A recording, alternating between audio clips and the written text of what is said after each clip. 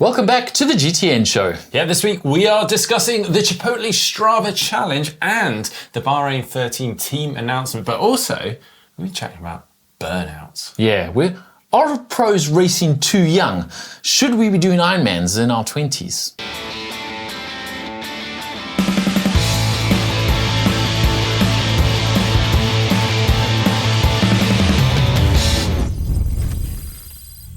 Well, first off, we hit 1 million subscribers. 1 million subscribers, that's right. Yep, we did a little video saying thank you to everyone and also a little montage of through the years. So if you want to go watch that, you can. But we'll say it right here and now. Thank you to everyone who has subscribed. It really is a big milestone for GTN to hit 1 million subscribers. We will stop talking about it at some point, but it's obviously quite a big milestone for us, so we're going to... And then we'll start the countdown to 2 million. I think we're 999,900. But we have had a whole load of amazing comments. We've pat ourselves on the back enough already, but we'll read out a couple very quickly because, well, thanks for them. So first off, Matthew Spur. My journey in triathlon since 2017 would not have been anywhere near as fun without you guys. It's felt like a supportive, hand-holding family that are always there for me with everything I need to learn about. It's kept me up to date on all the latest news around the globe in triathlon and made me feel a part of it all. I take great comfort in knowing that I can always watch and rewatch old GTN videos whenever I want, whether I'm on the turbo cooking dinner in the bath or just watching on the TV in the evening. Thank you so much to the whole team for all the wonderful content you provide. As James says, here's the next million.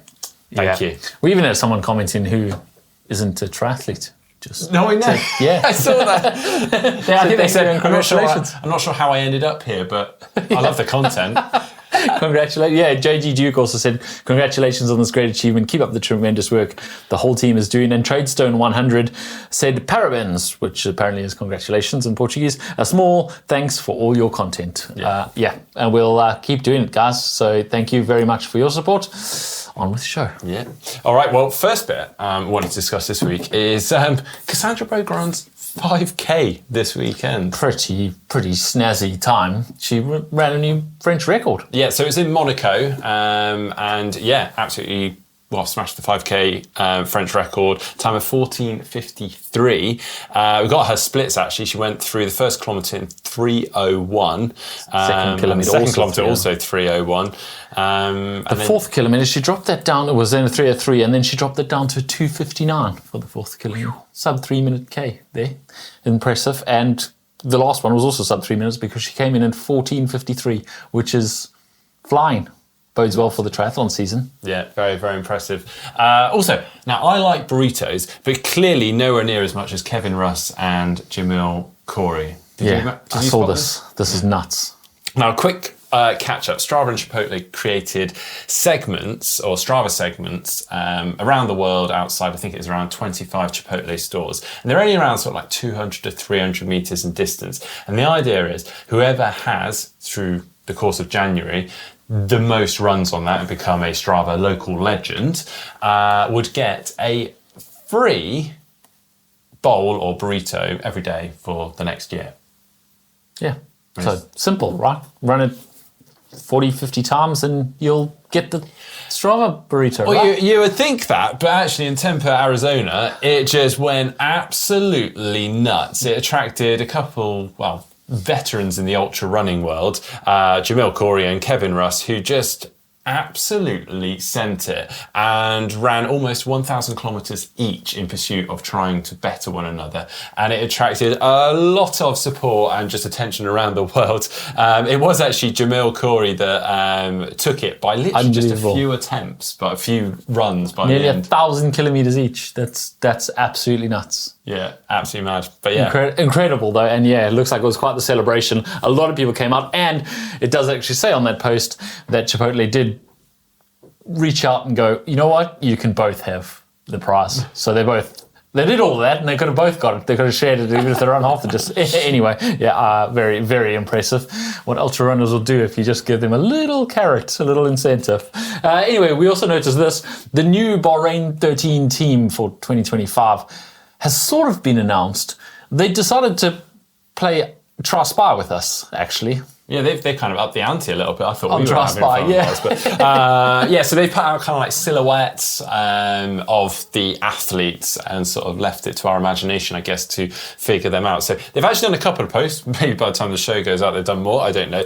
So the first post, and we've had a little bit of an investigation ourselves. This actually derailed our day a little bit with scripting because we started playing Tri-Spy, and they gave like a little clue under each title, and then we had go off and search who was top 5 at the Olympics. Yeah, to be honest, the show really goes downhill from here because we just did this for the so on this first post, we reckon it's Vasco Velasha, Max Newman, Taylor Nibb, a good one to add to the team. Should one Ironman Indy Lee.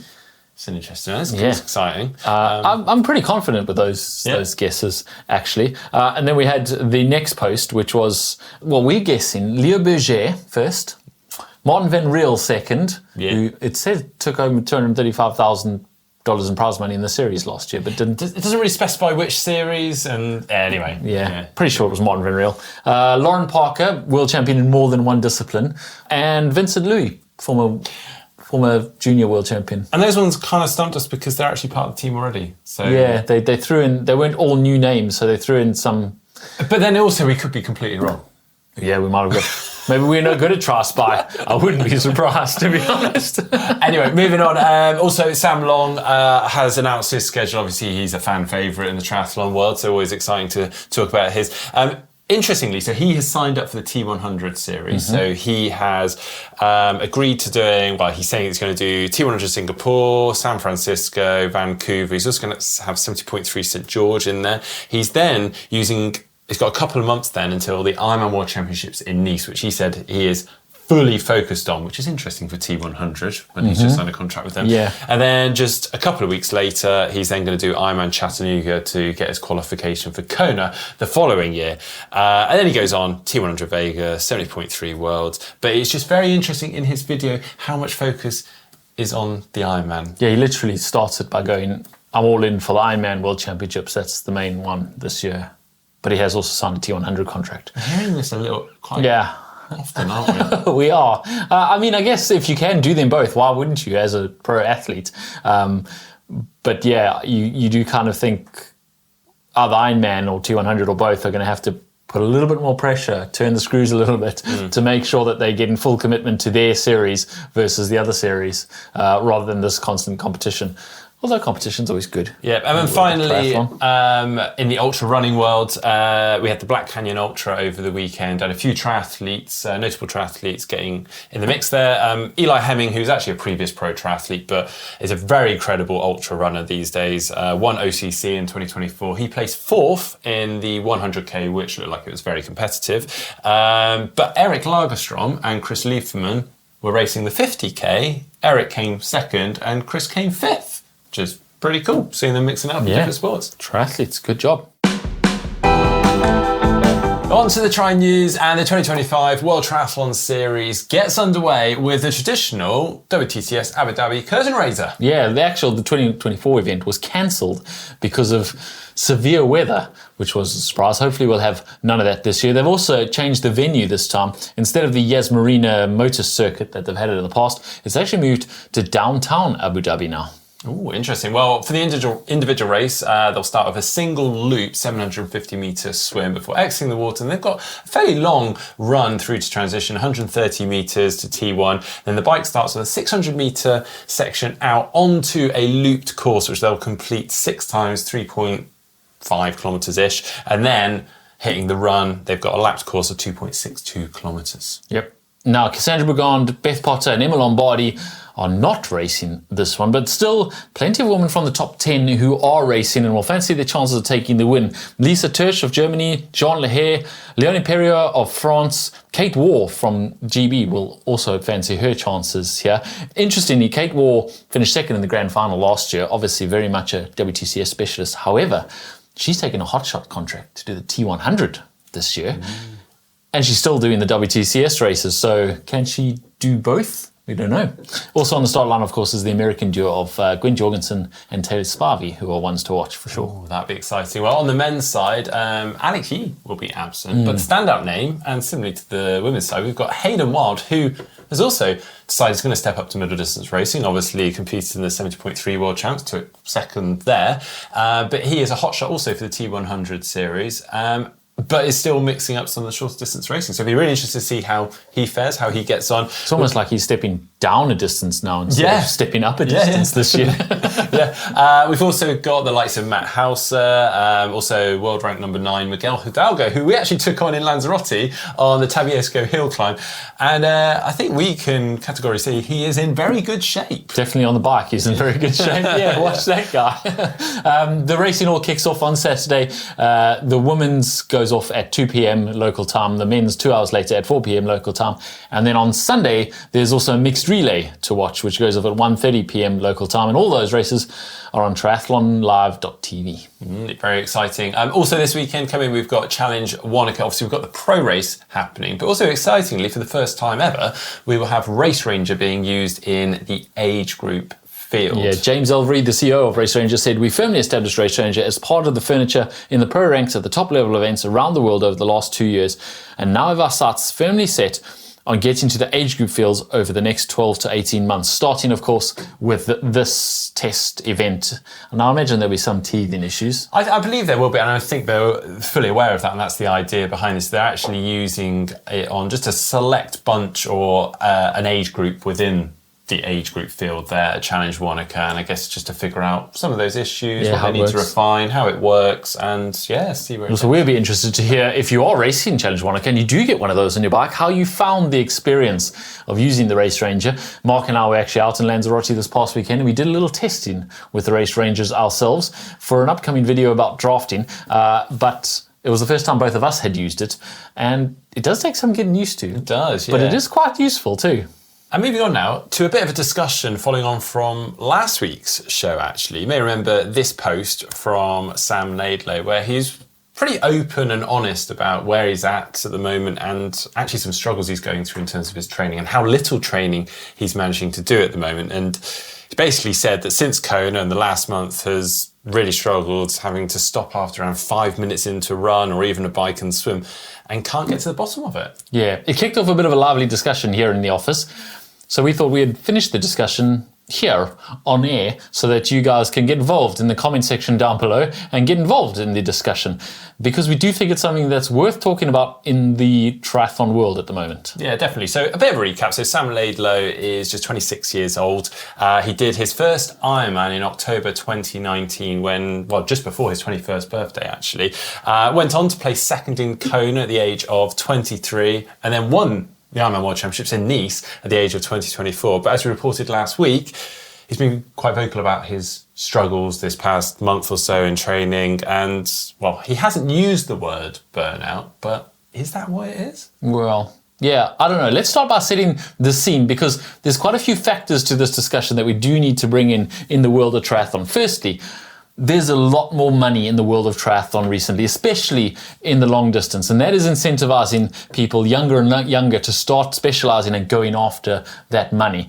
Also, the speeds in long distance triathlon have increased, which means it suits the younger guys pushing higher powers for less time than maybe it used to, where it was a longer affair, it was a slightly lower intensity affair. The speeds have all gone up. And finally, and probably most importantly, there's now an entire generation who was born and raised in the era of professional triathlon. For example, Sam Laidlow was born in 1998 and the triathlon was added to the Olympics in 2000. So from when he was 2, triathlon has been an Olympic sport. And also, obviously, the professionalism of the long distance has also grown over those years. So he's always grown up with being a professional athlete, a professional Ironman athlete even, as something that's on his radar and something that he would be striving towards. Whereas I think the generation before, it only started becoming a thing that you could set your goals on when you were already at an age where it was probably okay to set your goals on that kind of thing. And it's changing the whole dynamics of the world of triathlon, and not necessarily for the better. Yeah, now there is, I guess, a common sense and a practical progression that people tend to take within the sport of triathlon. Now, normally we will see younger athletes taking on the sort of the faster, shorter distance racing. And if we take actually the WTCS race, the Abu Dhabi race this weekend, I believe it's just 9 women and 5 men out of the 120 pro starters that are over the age of 30. Whereas for the longer distances, we typically see athletes older, normally over the ages of 30, where they're coming to their prime and performing well. And I guess Patrick Lange is a good case example of that. 38 years old, winning Kona. Yeah.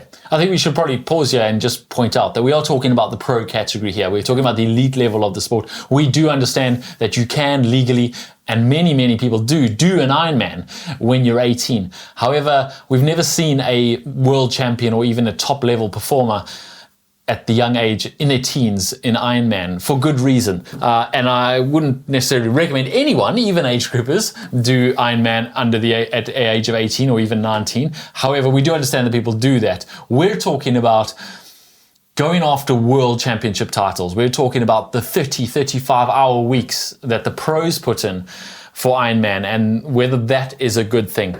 Now, the fact is that since Ironman went pro in 1986, that is when they first put a prize purse into Kona, there have been no winners under the age of 26 years old the whole time, that whole period, until Sam Ledlow won it at the age of 24 back in 2023. That is, he was second the year before at the age of only 23 years old, so he was already at that top level. Now, we don't want this whole discussion to be about Sam, because he's a statistical outlier. He may just be that 1 in a million, once in a generation who can do Ironman at a ridiculously young age. He also may just turn around this bad patch and set the world alight this year and win the world champs again, in which case this discussion will probably fizzle out into nothing. But there are other athletes too that are young and are taking on this sport that is extreme for your body. And no one's going to deny that Ironman is extreme for your body. But there's athletes like Magnus Ditlev. He's won Roth 3 times already. Yeah. And he's only 1 year older than Sam Ledlow. He's 27 this year and he's already won Roth 3 times. Are these pros just really like pushing too much too soon? Well, it is an interesting and I guess slightly worrying trend we're seeing. We're seeing these young athletes, dare I say kids actually, almost taking on these longer distance racing. And I guess with that allure of the prize money that's coming in the sport, but at the sacrifice of potentially longevity in the sport. But is it all worth it if you become the Ironman World Champion at age of 23, but having to quit by the time you're 26 years old? Well, I think that's the thing, isn't it? Because if you ask 23-year-olds, would you win the World Championships, win the Ironman World Championships, if it meant that in 3 years' time you would no longer be able to race triathlon? Most 23-year-olds will actually go, yeah, absolutely, I'll take the win. And when they say that, what they will believe in their head is that, oh yeah, you think I'm going to win it at 23 and then I'll burn out in 26, but actually I'll be fine when I'm 26. I'll still be racing when I'm 36, because when you're 23, you just think you're bulletproof. You just think that you can do these incredible things and nothing will happen to your body and you'll pay no price for it. So they will all back themselves to win it when they're 22 or 23 and then keep going till they're 33 or even 38 like Patrick Lange winning. I don't think the sport is quite there yet where you can win Kona or Nice and basically win it once at any age and be set for life. Yeah, like a life-changing amount. Yeah, exactly. That you're going to get enough money and enough fame and enough be able to trade on that win for the next 25 years that you never have to race triathlon again. I don't think we're quite there yet, but we're not that far off. And that's going to lead to young guys and girls who have no business really putting their body through that, risking it all, risking their next 20 years to win that once and just get that fame and just get that, and that's going to burn people out. So do you think the sport should be doing something about this? Like, for instance, limiting or restricting pro cards to athletes under the age of 25. I'm not talking about pro cards for full distance Ironman racing. Oh, of course, they could still go do 70.3 racing, but... Well, yeah, maybe that is the answer. Maybe we do need to regulate it and go, you can get a 70.3 pro card when you're 22 and not before. You can get an Ironman pro card when you're 25 and not before. But then on the flip side, we don't want to regulate out amazing performances like Sam Ledlow put in Nice. Yeah, exactly, yeah. Out of the sport so that we don't have them anymore, because those are the kind of amazing performances that we all want to watch. And also, you look at it on the flip side of it, it's like, yes, okay, the Sam Laidlows, the Norwegians have been really pushing it and raising the game. And actually, you could argue that's raised the game of some of the older athletes that are then actually almost looking up to these younger athletes going, yeah, these young guys are coming on. We have to up our game. Yeah. I mean, we've mentioned Sam Ledlow, Magnus Ditlev, Marjolaine Pierre, who was only 25 when she came fourth in Nice last year. They are coming up and they are doing these amazing performances. And we do like those amazing performances.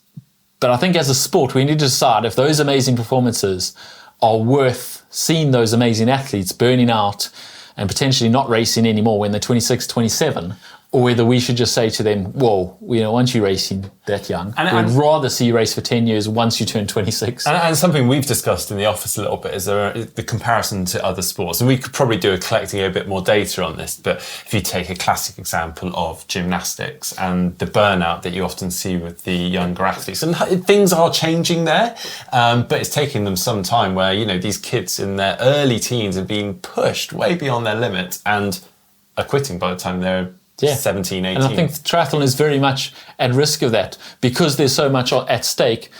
It's tempting for a 10 or 11 or 12-year-old to go out for 3-hour rides because they're going to be so far ahead of their peers when they get to 17 and 18 and 19 and they're racing these long distances. But that doesn't mean it's the right way to do it. I mean, I feel a little bit hypocritical saying all of this because I actually did my first Ironman before I turned 24. But if you could rewind the clock, But if I could rewind the clock, I probably wouldn't. I would probably have put that off for 2 or 3 years. Obviously, hindsight is always 20/20, and you look back and go, well, I would have had this long career and it probably would have been longer and better if I hadn't done that. But at the time, it was like, well, I'll just give it a crack. I might quit triathlon next year at that point. So I have a similar regret from my swimming years. We were put through a rigorous program doing 70-kilometre swim weeks. A bunch of us got glandular fever, and it's something that has plagued me and affected me for the rest of my life as a result. And I can't do anything about it. No. But you can't expect young people to make those decisions either. They are full of excitement and dreams and enthusiasm for being the next world champion. They want to be the next Ironman world champion, and we want to encourage those dreams, but we also need to make sure that they don't destroy themselves chasing them before they even turn 23. Well, I think you guys can tell this is a subject we're very passionate about, and I think we could talk about it for a long time because I think it's actually something that's really important, and we're not saying we've got the answers here, but we'd love to hear from you guys. It's your opinion on this.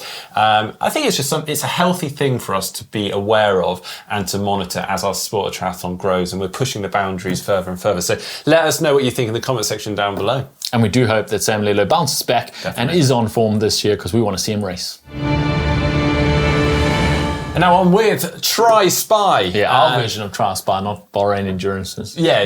Arguably ours is better. And we came up with it. Yeah. So last week we gave you this image. I mean, it's a point-to-point course. There aren't a whole lot. I'm not sure we needed there. the clue. Firstly, it's a line, so you can see it's a point-to-point course. And secondly, as soon as someone says point-to-point course, you think of the biggest triathlons in the world with a point-to-point course, and But actually looking at the course map, it could just be an out and back.